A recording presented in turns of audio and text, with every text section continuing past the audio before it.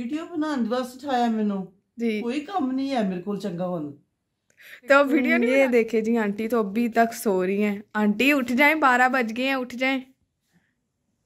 क्या है, उठ जाएं, 12 बज रात गए को हैं। तो वैसे नींद नहीं आती, दिन को जब कुरान पाक पढ़ते हैं तो इतनी नींद आती है, इतनी नींद आती है। मैं कह रही शैतान पता नहीं क्या चाहता है हमसे। अगर हम इबादत करते हैं तब शैतान को हमारा बुरा लगता है, अगर नहीं करते तो तब बुरा लगता है। क्या करें, रोज़ा रखा सुबह, बस कुरान पाक लेके बैठ गई हूँ। नींद कह रही मैंने आज ही आना, सारी रात नहीं आती, सारी रात नहीं आती। जैसे ही हम कुरान पाक को हाथ लगाते हैं इतनी सुकूनियत हो जाती। इसको क्या कहें कि शैतान खुश हो के सला रहा हमें, या कुरान पाक सुकून दे के हमें सला रहा, मैं तो समझ नहीं आती। क्या करना आज? आज वीडियो बनानी है।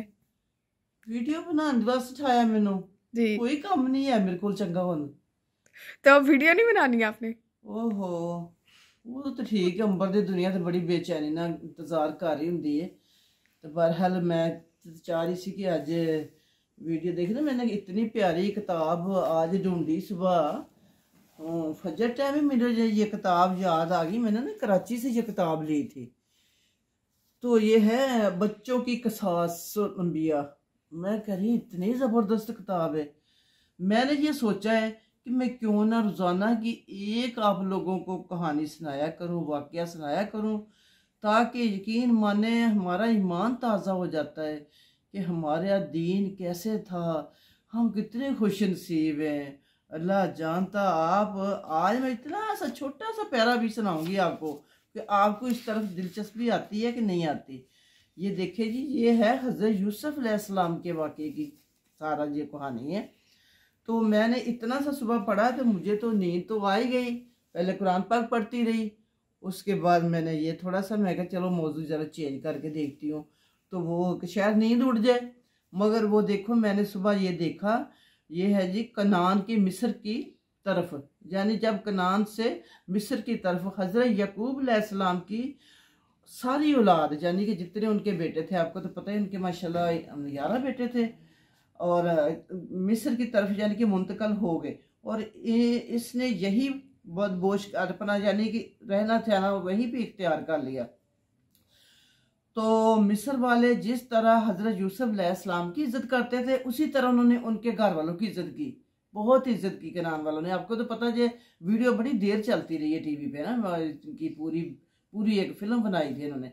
तो बहुत वाकई वो उनको फिर उन हज़रत यकूब अलैहिस्सलाम की औलाद समझने के साथ ना उन्होंने फिर उनको इतनी रिस्पेक्ट दी, इतनी इज्जत दी कि हज़रत यूसुफ अलैहिस्सलाम के जो सारे रिश्तेदार थे ना, भाई थे ना, तो अपना सरदार समझते थे और इनका एहतराम करते थे।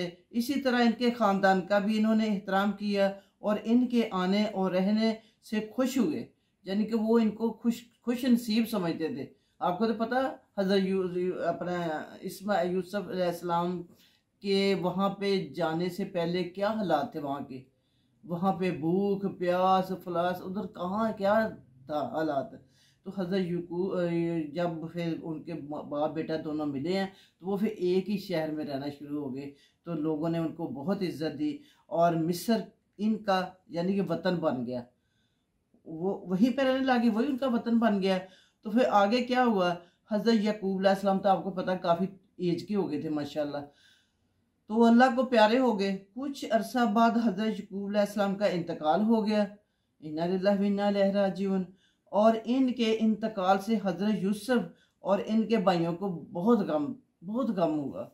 यानी कि जब वो ज़ाहिर बाप उनका माशाल्लाह इतना अच्छा और एक पैगंबर था और एक दीन की तरफ बच्चों को लगाया था, और कैसे एक मुट्ठी सलूक इत्तेफाक में उनको इकट्ठा करके रखा हुआ था, तो हुआ।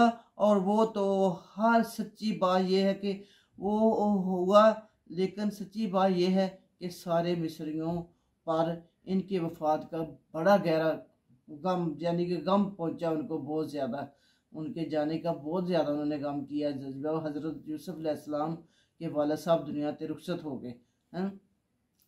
तो और इसी तरह इनको गम हुआ जैसे हजरत यानी कि औलाद को बाप का गम होता है, इस तरह उनको भी गम हुआ, जैसे उनकी औलाद को उनका गम हुआ, इसी तरह वहाँ के मिस्र के रहने वालों को भी हज़रत यूसुफ के वालिद का बहुत गम पहुँचा। तो मैं आज इतना ही बताऊंगी आपको कि ये देखें, ये हम पहले वाक़े, जो पहले दौर के वाक़यात होते हैं, ये जब हम पढ़ते हैं ना, हम क्यों नहीं इस्लाम को पढ़ना चाहते, इस्लाम की हम बैग पे क्यों नहीं जाना चाहते, उनकी चीज़ें क्यों नहीं फॉलो करना चाहते, हम बहुत आगे आगे निकलना चाहते हैं। हम पहले अपने पीछा तो देख ले कि हमारे साथ कहाँ कैसे हम इस जो एज आज इज्जत की जगह पे पहुँचे हैं, ये इसके बैक साइड पे क्या था, हमें इधर लाने वाला कौन था। तो ये हमारे नबियों, पैगंबरों, वलियों ने इतनी कुर्बानियाँ दी, उनको भी पढ़ा करें, उनको पढ़ें, यकीन माने आपका ईमान ताज़ा होता है, आपको ये रोज़ा नहीं लगता है, आपको गम नहीं लगता है, मरना नहीं लगता है, ये सब कुछ आसान हो जाता है जब आप उनकी बैग जब जाते हैं और ये वाक़े पढ़ते हैं। तो कैसे कैसे उनके साथ गुजरी, हमारा बहुत हौसले बुलंद हो जाते हैं। हम कहते हैं हम तो बहुत सुखी हैं, उनका गम कितना ज़्यादा था और हमारा गम कितना कम है। तो आप ये चीज़ें देखा करें, ये बहुत ज़बरदस्त मुझे लगी है। इंशाल्लाह मैं कोशिश करूँगी रज़ाना का एक वाक़या आपको इसी कहानी का सिरा आगे लेके जाऊँगी। तो ठीक है, आप इसको ज़रूर देखना, फॉलो भी करना। और इसको ये देखो बुक, ये बुक मैं अचानक हैरान हूँ, मेरे से चलती चलती जो कराची से मेरे पास कैसे आ गई और ये मेरी आंखों के सामने कैसे आ गई, कि शायद अल्लाह ने मुझे भी कुछ थोड़ी सी दीन की समझ देनी थी कि हम लोग ऐसे हवाओं में उड़े फिरते हैं और दीन को हम समझना नहीं चाहते। इसलिए नहीं समझना चाहते कि हमें इस पर अमल करना पड़ेगा, और कोई कसूर नहीं। हम चाहते हैं इसको हम आंखों से ओझल ही रखें, हमारी आंखों से गुजर गई तो हम गुनाहगार हो जाएंगे कि हमने दीन को देखा